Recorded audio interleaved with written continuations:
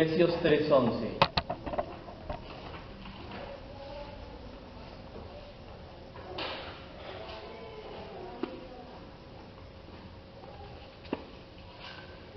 Seguimos estudiando soteriología bíblica, la doctrina de nuestra salvación.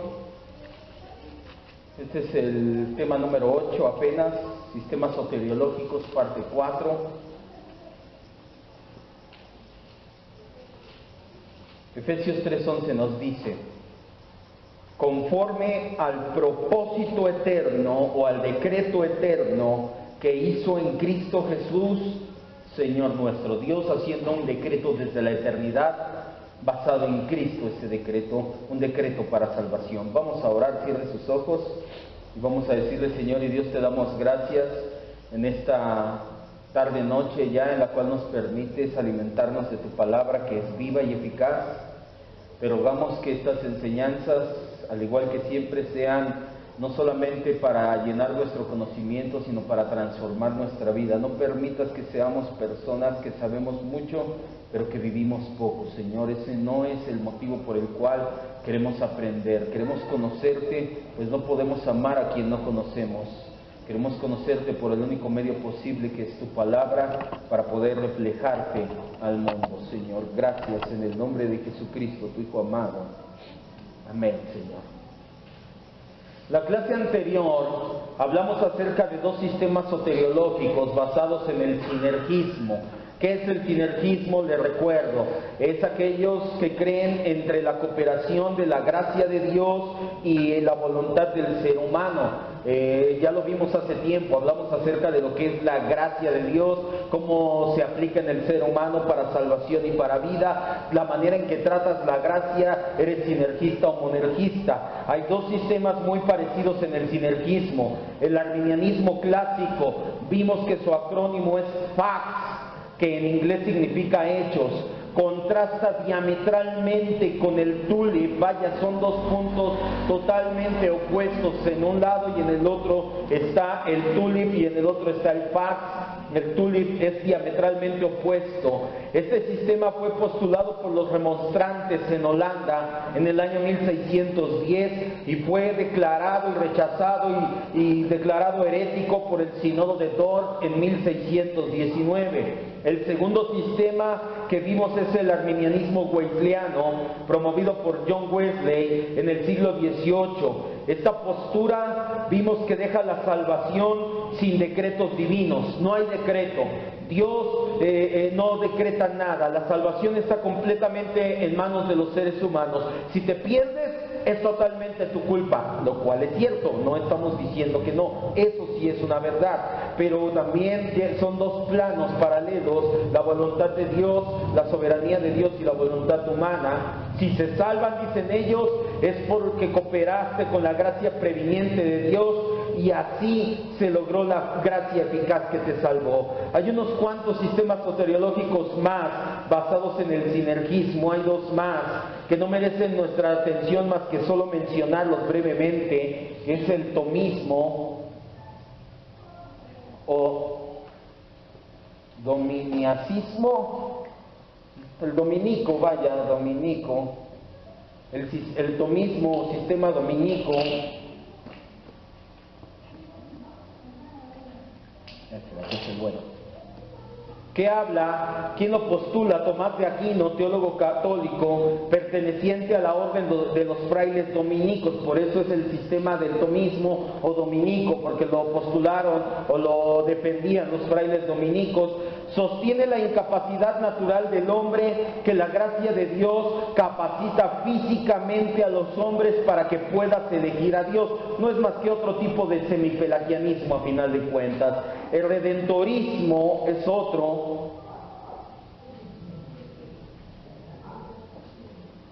Redentorismo, defendida por Alfonso María de Ligorio, sostiene un punto intermedio entre el molinismo, ¿se acuerdan que vimos el molinismo, el conocimiento medio de Dios, y el tomismo? El redentorismo dice que todos los seres humanos tenemos la gracia suficiente para orar. Aquel que ora ya se le da una gracia eficaz para ser salvo. De ahí una famosa frase que no tiene mucho, que el Papa, no es Joseph Ratzinger, el Papa anterior citó en uno de sus discursos, que dice: el que ora se salva, el que no ora se condena. No sé si había escuchado esa frase, es muy conocida en el catolicismo romano. Pero también hay sistemas soteriológicos basados en el monergismo. Estos dos son sinergistas.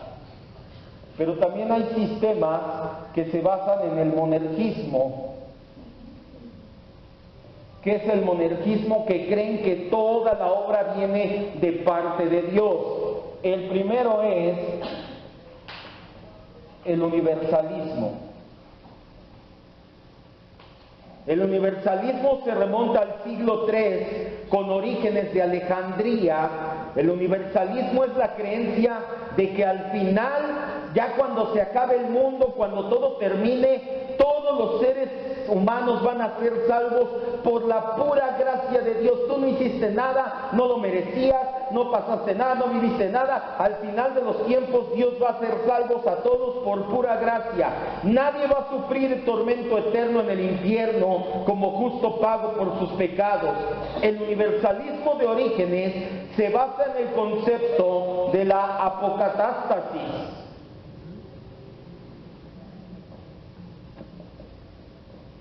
Que es la apocatástasis, que es restauración. ¿Qué dice según Orígenes? Que al final de los tiempos se va a restaurar todo como al principio de los tiempos, que todos vamos a ser uno con la divinidad. Esto suena ya casi hasta panteísmo, obviamente. De hecho, por eso, aunque los padres de la iglesia, Orígenes es considerado de los padres de la iglesia, no nos apegamos si no es algo bíblico, porque hay muchos que dicen: yo no creo en la reforma, yo me voy más atrás, a los padres de la iglesia. Pero si los padres de la iglesia predicaban cosas como el universalismo, ¿por eso lo vamos a creer? Por supuesto que no. Nosotros creemos las cosas porque son bíblicas. El otro sistema, de hecho son tres los grandes, el otro es el calvinismo, y ese lo vamos a ver las próximas semanas, y el que vamos a adentrarnos ya bien el día de hoy es amiraldismo o amiraldianismo o calvinismo de 4 puntos o calvinismo rebajado o calvinismo moderado o universalismo hipotético o escuela de Seymour. Tiene como 6 nombres. Ponga mucha atención, la clase del día de hoy es muy importante, porque yo personalmente, al final se lo repito, aquí lo escribí, y creo que muchos que andamos en el peregrinar espiritual pasamos por el amiraldismo, que es un calvinismo rebajado, un calvinismo de 4 puntos. El amiraldismo, amiraldianismo, calvinismo moderado, calvinismo de 4 puntos, calvinismo rebajado o universalismo hipotético. Con estos nombres se conoce este sistema soteriológico ideado por el francés Moisés Amirault. Es Moisés Amirault quien propone este sistema soteriológico. Él vivió de 1596 a 1664. Vamos a retomar otra vez un poco de historia. La semana pasada vimos un poco de historia, hoy también. Recuerde que nos quedamos que los remonstrantes fueron y presentaron en Dort sus puntos y fueron rechazados. A pesar de que el sínodo de Dort condenó a los remonstrantes y a su doctrina la arminiana, esta falsa enseñanza se propagó por toda Europa, llegó hasta Francia, en la Academia de Saumur, por eso se llama Escuela de Saumur, el amiraldismo. Llegó hasta la Academia de Saumur en Francia, donde Moisés Amirault intentó conciliar la postura arminiana con la postura calvinista. Él dijo: ¿sabes qué? Creo que ni tú estás tan mal, ni tú estás tan mal. Como que no se entendieron. Vamos a juntar esto y vamos a ver que sí podemos llegar a un punto medio. Era tal el celo de Moisés de Amirault que fue conocido como el azote de Beza. ¿Quién es Beza? Teodoro de Beza, que era el discípulo número 1, o bueno, fue el heredero del pastorado en Ginebra de Juan Calvino. Beza seguía los postulados de Calvino, predicaba el calvinismo. De hecho, él fue de los que sistematizó, ayudó a sistematizar el calvinismo, pero Moisés era tan celoso en su trabajo que una y otra vez estaba ahí. Ellos escribían, no en redes sociales, ellos escribían cartas y publicaban escritos, y entonces era un poquito más tardado que ahorita, pero era prácticamente lo mismo. Se agarraban a debates, y a Moisés, a Miraut se le conoció como el azote de Beza, porque vivió en esa misma época. A Miraut cambió el tulip por el tuuip. Le cambió una letra.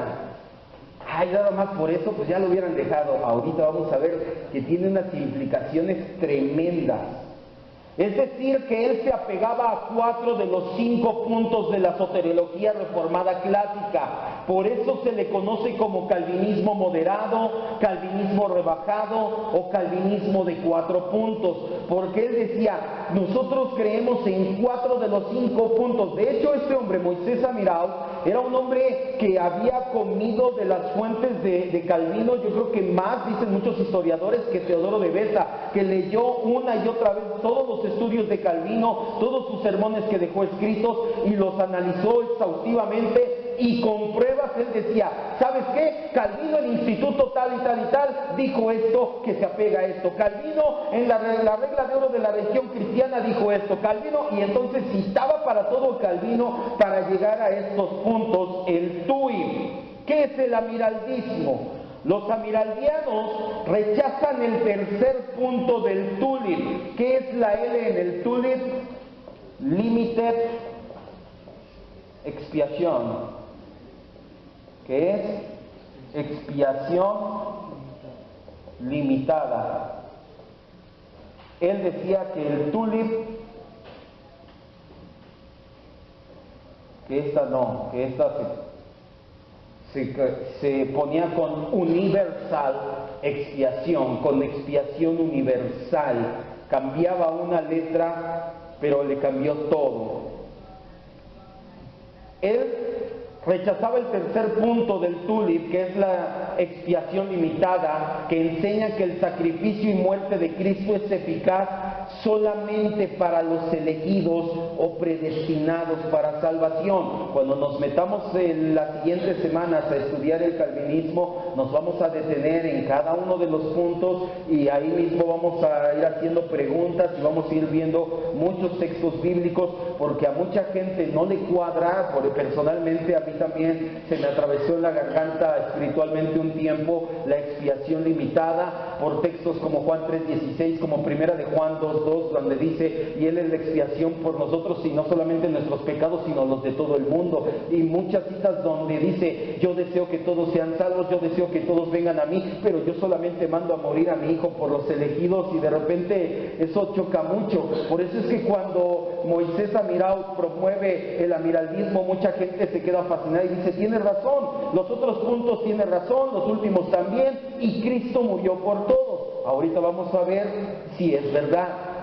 El amiraldismo cree que Dios se propuso salvar a toda la raza humana completa por medio del sacrificio de Cristo.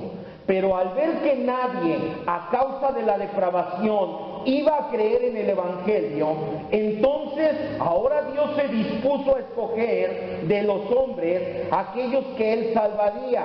A esto se llama, por medio del Evangelio los llama y los capacita espiritualmente y les da la fe necesaria para su conversión. Algunos han llegado a señalar que ni siquiera hay diferencia entre el calvinismo histórico y el amiraldismo, y por eso caen en este tipo de equivocaciones. Vamos a ver las diferencias entre el calvinismo y el amiraldismo. Para hacerlo es necesario recordar el orden de los decretos en el infralapsarianismo. ¿Se acuerda con qué se come el infralapsarianismo? ¿O se lo recuerdo? Ahora ya no borra. Préstenme un trapo húmedo, ¿no hay un trapo húmedo para borrarle? pero no está húmedo, ¿o sí? No, mío no.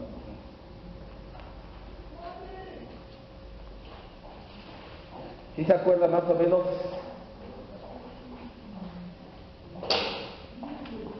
Gracias, hermano. Excelente. Ya con eso.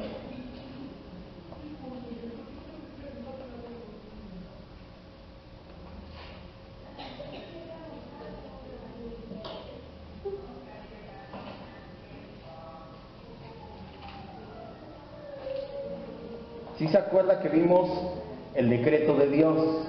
Que Dios decretó en la eternidad con cierto orden, dependiendo de lo que tú creas, eres supralapsarianista o infralapsarianista. Sí, ya, voy a pintar con el rojo. Ahora, el infralapsarianismo, lo voy a poner aquí porque ahorita vamos a abordar.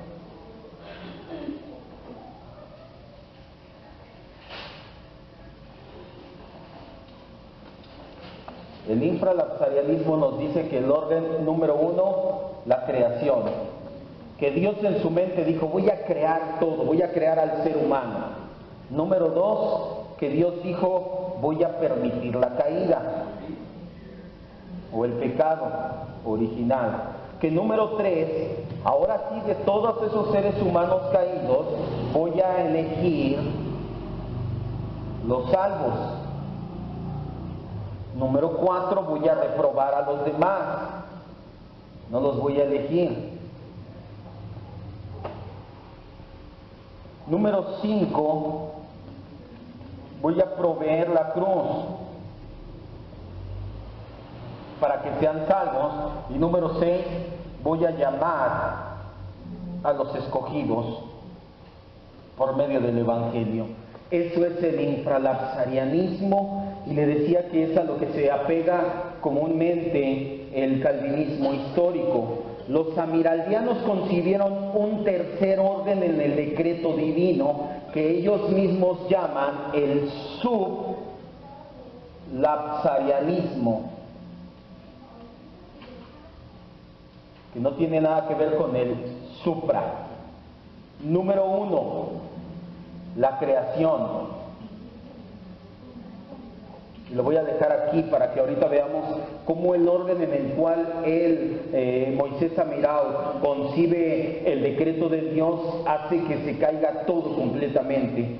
Número 2, permitir la caída.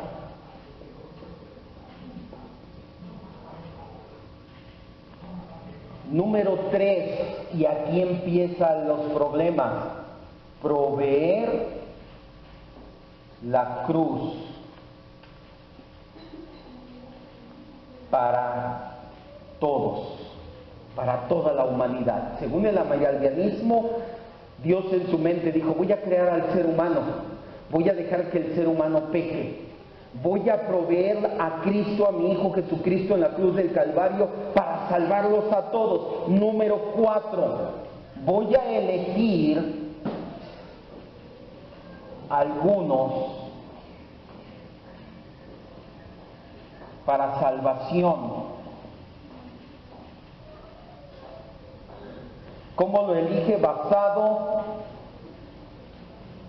sabiendo que lo rechazarían.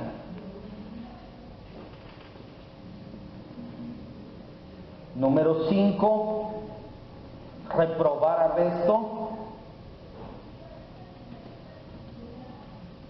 Y número 6, llamar a los elegidos. Ese es el orden que le daba Moisés de Amiraos al decreto divino. Los dos primeros coinciden, el último coincide, pero los tres del medio es donde se empieza a hacer todo una situación. En su afán de querer combinar el arminianismo, de querer salvar el nombre de Dios, ¿cómo Dios va a elegir a unos para ser salvos y a otros no los va a elegir? ¿Cómo Dios va a mandar a su Hijo a morir por unos y por otros no va a morir? No pudo haber sido así. Vamos a salvar el nombre de Dios. Vamos a decir que Dios primero quiso hacer la creación, que después Él en su mente dijo el hombre va a pecar, que después va voy a mandar a mi hijo a morir por todos. Pero como sé que no todos me van a elegir y me van a rechazar, voy a elegir a algunos para ser salvos, a los demás los dejo fuera, y ahora sí en el tiempo llamo a mis elegidos. La teoría propuesta por Moisés Amirao es conocida como universalismo hipotético.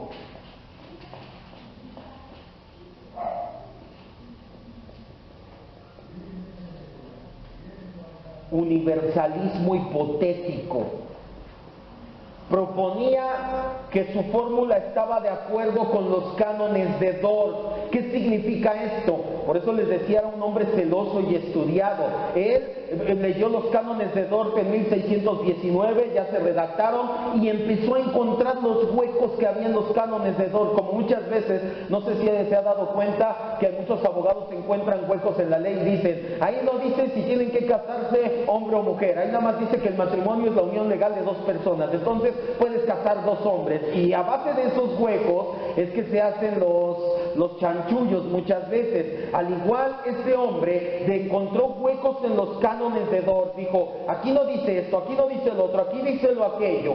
Por eso es que se redactó la Confesión Helvética en las iglesias reformadas de Suiza. Las iglesias reformadas en Suiza, en respuesta al amiraldismo, redactaron una nueva confesión de fe, donde ahora sí rechazaban por completo esta postura. El universalismo hipotético dice que Dios, hipotéticamente, en teoría, planeó salvar a todos los seres humanos. Para esto mandó a Cristo a morir por todos, desde el primero hasta el último de los seres humanos. Solamente les iba a pedir una condición, que creyeran en Cristo. Pero como Dios ya sabía que nadie iba a creer, decretó entonces salvar a unos escogidos, a los cuales Él les dio la fe necesaria para creer. Por eso es que este sistema sí es monergista, porque en este sistema sí dicen, Dios te dio la fe, Dios te eligió, Dios puso la gracia, Dios hizo todo, tú no hiciste nada. Aquí el pero es el orden en que ponen las cosas, dejan a Dios sin varios de sus atributos, y ahorita lo vamos a ver. Amirao proclamó la expiación universal hipotética. ¿Qué significa? Que Cristo murió por toda la humanidad sin excepción alguna, con la condición de que creyeran, pero como no iban a creer, Dios decretó que iba a morir únicamente, eficazmente por los elegidos. Es un sistema soteriológico atractivo a primera vista. Da la impresión de que redime el nombre de Dios, de que lo muestra benevolente, de que otra vez está el Dios amoroso en extremo. No lo presenta como los detractores del calvinismo dicen, como un Dios exclusivista. Quiero que me vea y ponga mucha atención. Es importante este tipo de temas, porque muchas de las veces somos atacados y somos criticados por creer en el tulip, y no sabemos presentar una defensa adecuada, y lo que nos dicen es, tu Dios es un Dios exclusivista. ¿Cómo es que elige a unos y a otros los deja fuera? ¿Por qué manda a morir a Cristo por unos y por otros no? Ese no es mi Dios. Mi Dios, que es el de la Biblia, dice que ama a todos, que murió por todos, que va a llamar a todos. Y entonces yo hago una pregunta: si Dios quiere que todos se salvan, ¿por qué no todos se salvan? Aquí solamente hay dos respuestas posibles. La primera es, no puede. Dios, yo quiero que todos se salven, voy a usar todo mi poder, no pude. ¿Es el Dios todopoderoso de la Escritura? La segunda respuesta es, no quiere. Ahora, eso muchos dicen deja de ser amoroso, pero dejemos de pensar en el Dios hippie y veamos el Dios de la Escritura. El Dios de la Escritura es un Dios soberano. La soberanía y la santidad de Dios están en la Escritura por encima del amor de Dios, no en cuanto a atributos, porque en atributos es 100% igual, sino en contenido. Tú encuentras más veces santidad y soberanía de Dios en la Biblia que las veces que se hable de amor en la Biblia. Muchos detractores del calvinismo dicen que nuestro Dios es exclusivista. Lo cierto es que no pocos pasamos por nuestra etapa miraldianista. Yo personalmente pasé por esta etapa cuando Dios me empezó a sacar del pentecostalismo y me empezó a llevar a las doctrinas de la gracia. Mi primer parada fue el amiraldismo. Yo, de hecho, por ahí andaban unas predicaciones, ya las quité de internet, pero estaba leyendo mis escritos viejos y decía yo, nosotros creemos en esto, pero no vamos a ser calvinistas, no somos calvinistas, nosotros somos cristianos bíblicos evangélicos, pero nos apegamos al tulip. En una de esas predicaciones decía, yo no creo en el tercer punto del tulip, la expiación limitada no es bíblica. Ya después, mire, Dios te lleva por el camino de la verdad y recompones el camino, pero muchos pasamos por ahí, de que dejamos nuestro confort del Dios, ay, apapachador, no importa, mijito, compórtate como quieras, yo te voy a perdonar todo lo que hagas, y llegamos al Dios de la Escritura, sacamos al Dios de nuestra imaginación y empezamos a creer en el Dios bíblico. La Escritura, si tú la escudriñas correctamente, siempre te va a llevar a la verdad. Basados en la manera en que los amiraldianos ven el orden del decreto de Dios, por eso le decía que era importante esta parte, podemos ver varias distinciones y sus errores con el calvinismo histórico, o vaya, confrontados con la Biblia. Déjelo ahí apuntado. ¿Cuál es el primero de ellos? La intención de la cruz.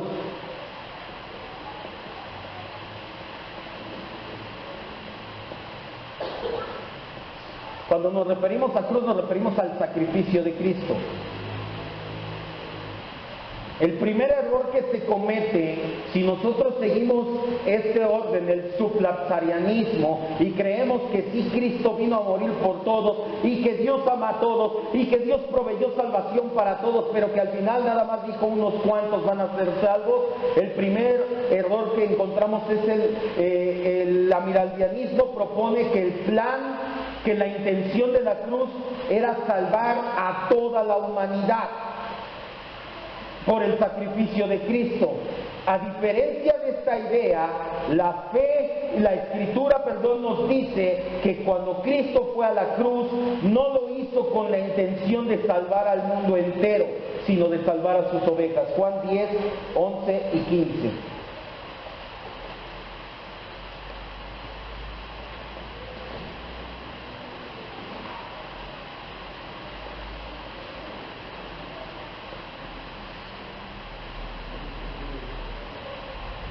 ¿Cuál es la intención de la cruz? ¿Salvarlos a todos o salvar a los elegidos? Si nosotros creemos en el amiraldianismo, vamos a decir salvarlos a todos. Ahorita vamos a ver solamente este texto, ya cuando entremos en la expiación limitada vamos a ver los muchos textos que nos hablan de la expiación limitada. Juan 10, también cuando veamos en el Evangelio de Juan, vamos a hablar de eso. Juan 10, 11 y 15 nos dice, yo soy el buen pastor, dice Jesús, el buen pastor su vida da por ovejas y cabritos, por todos los animales, por todo el mundo. ¿Por quién dice? Por las ovejas. ¿Y quiénes son las ovejas? Los elegidos, los cristianos solamente. Y versículo 15, así como el Padre me conoce y yo conozco al Padre y pongo mi vida por todos. ¿Por quiénes dice? Por las ovejas. Ahora, le repito, no deje de venir. Si usted dice, ay, nada más con un texto, no deje de venir. Vamos a ver más adelante que no solamente es un texto. Segundo error que sale, la cruz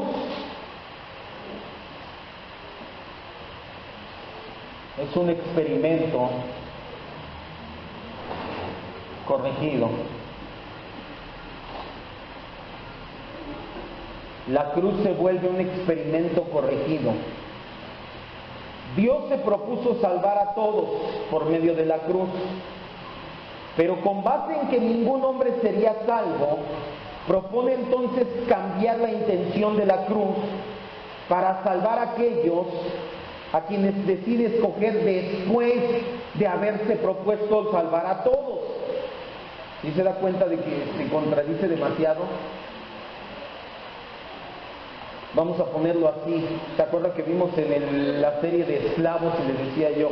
Jesús llega al mercado de esclavos y dice, voy a comprar a todos los esclavos, traigo dinero para comprar a todos. ¿Cuánto es por todos los esclavos?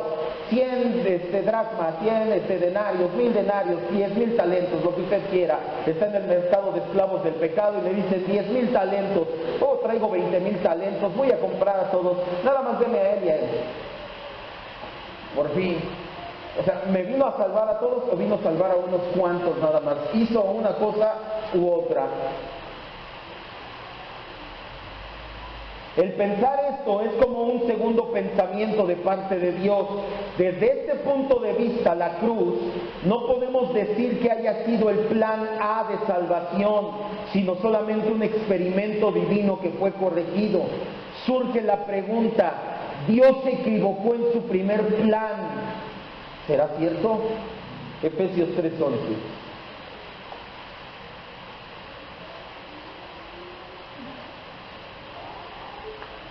Surge la pregunta, ¿Dios se equivocó en su primer plan? La Biblia dice, no. Porque aquí, según ellos, Dios tenía un plan 1. Plan A, salvar a todos. Pero después, ¿sabes qué? Plan B. Y por ahí algunos reggaetoneros dicen, sí, el plan B. No. ¿Qué dice Efesios 3:11? Conforme al propósito eterno que hizo en Cristo Jesús, Señor nuestro, en quien tenemos seguridad y acceso con confianza por medio de la fe en Él, por lo cual les pido que no desmayen, etcétera, etcétera. El apóstol Pablo en este contexto está hablando de salvación, de su ministerio para predicar la palabra de salvación, y dice que desde la eternidad Dios ya tenía un propósito bien definido en Cristo. El tercer pero que sale es que hay mutabilidad en Dios. No es uno, son muchos los puntos en los cuales cuando tú aceptas el amiralvianismo o el creer que sí, Cristo murió por todos de la misma manera y que todos, la intención de Dios es salvar a todos desde el principio, entonces tú caes en muchos errores bíblicos. El amiralvianismo muestra a un Dios que reacciona o que cambia de planes eternos de acuerdo a ese esquema. Dios tiene un plan A para salvar al mundo y al ver que su plan A no funciona, recorre a un plan B. La Escritura nos presenta a un Dios inmutable, que no cambia sus decretos, que son invariables. Si no fuera así, si Dios cambiara de decreto, si Dios cambiara de plan, estaríamos en un grave peligro de que vuelva a cambiar de decreto y de repente Dios diga, ya no los voy a preservar para la eternidad. ¿Qué creen? Llamar a los elegidos, porque de hecho dentro de esto termina como por el punto 9, preservar los elegidos. Pero como vemos que Dios de repente cambia de plan, podríamos ver el 10 y diría desechar algunos elegidos. Si al cabo Dios cambia de plan, ¿eso nos garantizaría la salvación? Yo no estaría cómodo con un Dios que cambia de plan constantemente, o aunque fuera una sola vez o dos veces, yo no estaría con un Dios cómodo con un Dios así. Malaquías 3:6.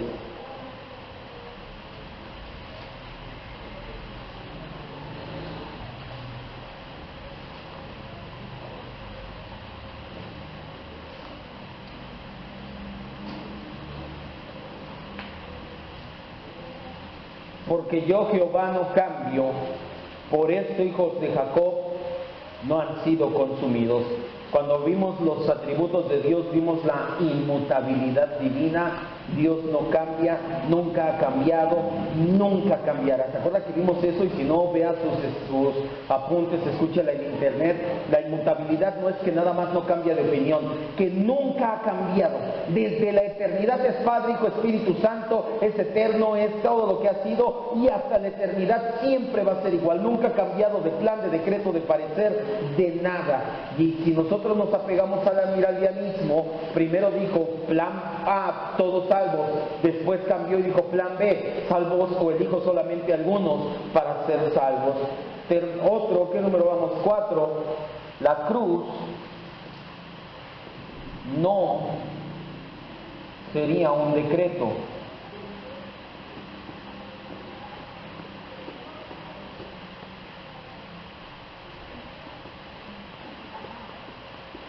Si seguimos el punto anterior de que Dios va cambiando de planes, podemos decir también, aunque en el esquema miraldiano la cruz es parte del decreto, pero nosotros podemos decir que no es de esa manera. Cuando un propósito, el propósito del decreto cambia su intención al no poder concebirse, vaya, Dios tenía un plan, como no lo pudo llevar a cabo, tuvo que cambiar ese plan, tuvo que cambiar su propósito. Entonces deja de ser un decreto. No puede ser un decreto si no se puede cumplir. Lo que Dios decreta se cumple. Dios decreta que se salven todos, pero no se cumple. Entonces, ¿qué quiere decir? Que la cruz que proveyó para todos dejó de ser un decreto. Hechos 2:23, Primera de Pedro 1:19 y 20. En la Biblia tenemos la cruz de Cristo como un decreto divino.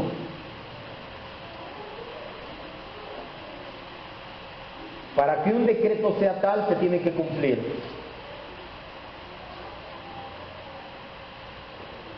Dios decreta que todos sean salvos, se tiene que cumplir.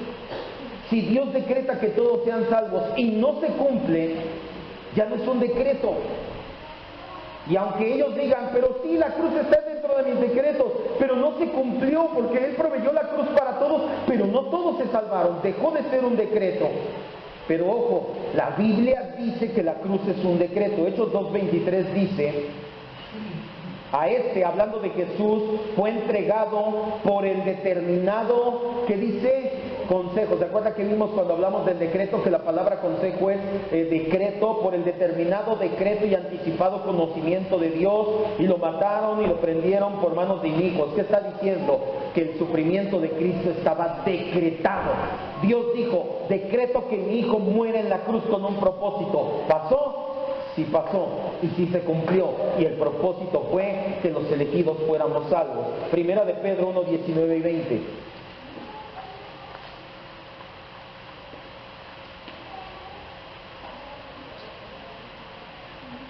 Si lo estoy confundiendo, no se preocupe, puede levantar la mano y decir, pastor, no estoy entendiendo nada.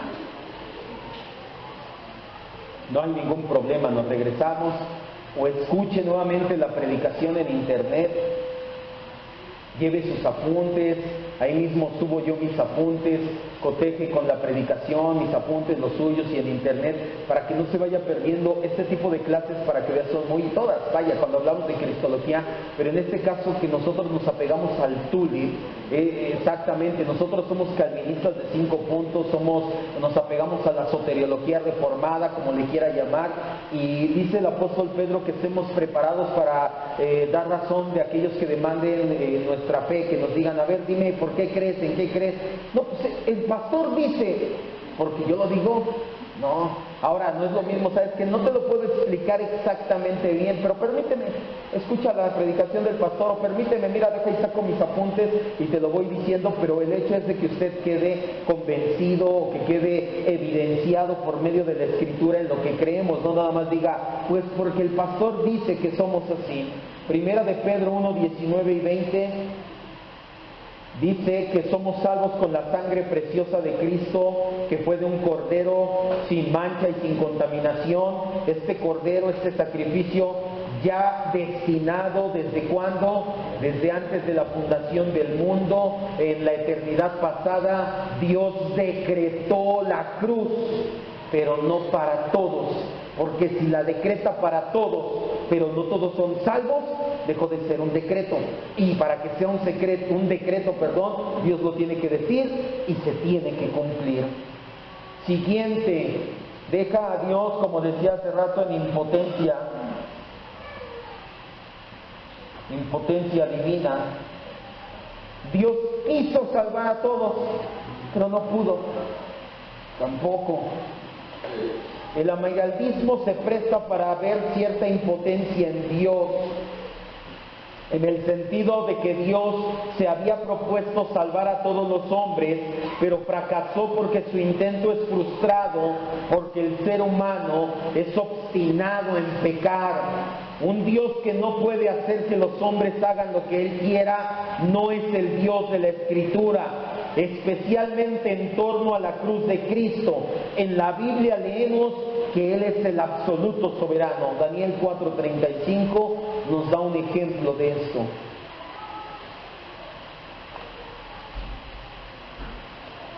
Y le repito, no se preocupen, las próximas semanas vamos a adentrarnos más en cada uno de los puntos del tulip. Si es necesario nos paramos 2 o 3 semanas en cada punto, no hay ningún problema. Pero de aquí salimos convencidos, sí o sí. Daniel 4:35. Ese Dios que presenta el amiraldismo dijo: voy a salvar a todos. Ay, pero no se van a dejar porque son pecadores. Bueno, nada más salvo a algunos. El Dios de la Escritura dice, Daniel 4:35, que todos los habitantes de la tierra somos considerados como nada delante de ese Dios. Ese Dios hace su voluntad en el ejército del cielo y en los habitantes de la tierra, y no hay quien detenga su mano y le diga: ¿por qué me quieres salvar? Yo no me quiero salvar, a mí no me salves, a mí no me mandes a Nínive, a mí no me hagas. El Dios de la Escritura es un Dios soberano. ¿Cuántos dicen amén? Siguiente, la base de la elección.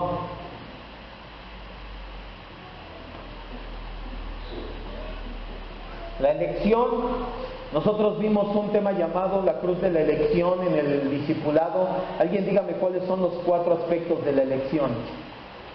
O al menos los 4. ¿Nadie se acuerda de los 4 aspectos de la elección? Es eterna.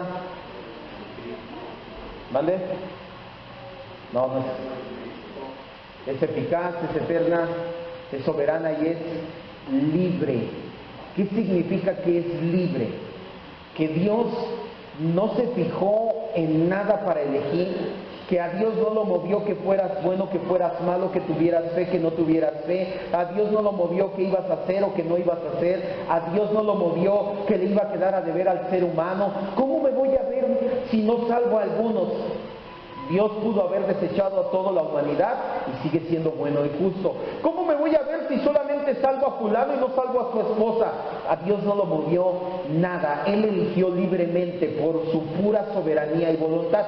Pero si nosotros creemos en el amiraldismo, la elección tiene una base, y es que algunos no iban a creer. Y como esos no iban a creer, ahora tengo que elegir a algunos para que sean salvos. Romanos 9, después lee todo el capítulo de Romanos 9, habla y dice Pablo: todavía ni habían nacido, ni habían hecho bueno o malo, y Dios ya había decidido a quién iba a elegir. La elección es libre y soberana en Dios. La Biblia dice que Dios eligió a lo vil y menospreciado, no que nos eligió por ser viles y menospreciados. Son 2 cosas diferentes, porque si nos eligió por ser viles, eligió a todos. Entonces no me eligió por ser vil, eligió a lo vil y menospreciado, que no es lo mismo. La elección deja de ser libre y se condiciona por el pecado de incredulidad del ser humano. Quizás el mayor exponente, dudas hasta aquí, somos amiraldianistas, pero pastor, coincidimos en 4 de 5. 4 de 5, ¿qué tanto es tantito? Además, yo sí quiero creer que Cristo murió por todos, porque ¿a poco no dice Juan 3:16? De tal manera amó Dios al mundo murió por todos. Venga a las demás clases y se dará cuenta a qué se refiere ese y muchas otras escrituras. Si no hay dudas hasta aquí, no somos amiraldianistas tampoco por poco ni por mucho, porque todo esto es lo que nos impide ser amiraldianistas. La cruz tiene una doble intención, se vuelve un experimento corregido, Dios se vuelve mutable, la cruz deja de ser un decreto, presenta un Dios impotente y presenta un Dios que tiene que elegir basado ya en algo y no libre y soberanamente. El mayor exponente del amiraldianismo después de Moisés Amirao, ¿quién cree que es?